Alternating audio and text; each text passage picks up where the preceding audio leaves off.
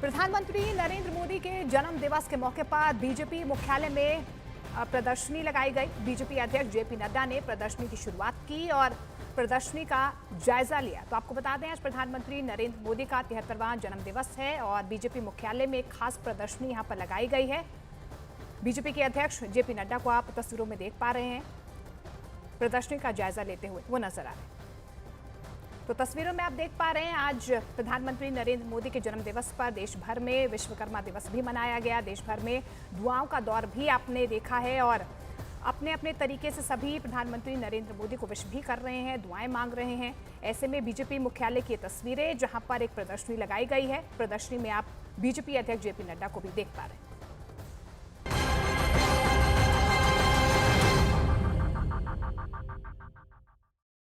यही मौका निर्देश दिए। सब जगह लोगों को सतर्क किया हुआ है। एनडीआरएफ, एसडीआरएफ की टीमें अपने काम में लगी है।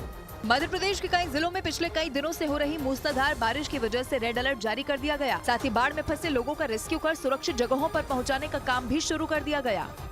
मध्य प्रदेश के खंडवा में मूसलाधार बारिश ने ऐसी तबाही मचाई है कि नर्मदा नदी के करीब बना ओंकारेश्वर मंदिर चंद सेकंड में डूब गया। पिछले 3 दिनों से राज्य के कई इलाकों में हो रही भारी बारिश की वजह से कई नदियां उफान पर हैं, जिसकी वजह से लोगों की सांसें अटक गई। नदी में उठती लहरों को देखकर लोग खौफ से भर गए। नर्मदा नदी में उठती हाहाकारी लहरों ने ऐसा कोहराम मचाया कि देखते ही देखते वहां मौजूद ओंकारेश्वर मंदिर चंद सेकंड में आधे से ज्यादा डूब गया। नदी की प्रचंड लहरों ने मंदिर के पास जो कुछ भी मौजूद था उसे अपने साथ बहा लिया। यही नहीं, पिछले कई दिनों से मूसलाधार बारिश से ब्यास नदी का जलस्तर इतना बढ़ गया कि उसका रौद्र रूप देखने को मिला। वहीं नर्मदा नदी का पानी उसके करीब बने ममलेश्वर मंदिर में भी घुस गया, जिसकी वजह से श्रद्धालुओं को काफी दिक्कतों का सामना करना पड़ा।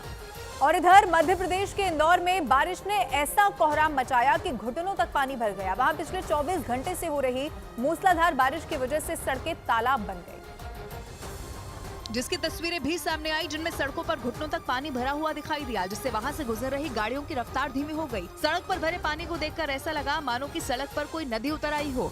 हालात बद से बदतर हो चुके हैं। सड़कों पर पानी भर गया है, सड़कें तालाब का रुख ले चुकी हैं। लगातार हो रही मूसलाधार बारिश की वजह से नदी और नालों का जलस्तर बढ़ गया, जिसकी वजह से नदियों और नाले का पानी रिहायशी इलाकों में घुस गया, जिससे लोगों को दिक्कतों का सामना करना पड़ा।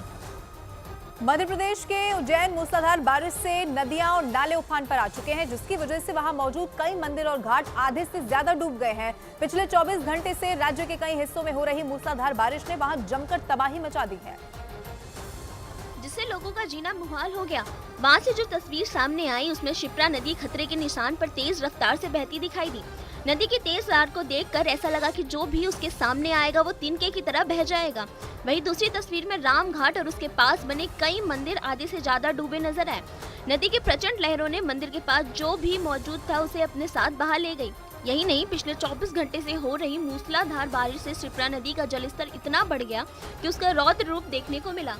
सैलाब ने ऐसी भीषण तबाही मचाई कि सड़कें गायब हो गई। वहीं नदी के किनारे रहने वाले लोग अपना घर बार छोड़कर सुरक्षित जगह पर आने को मजबूर हैं।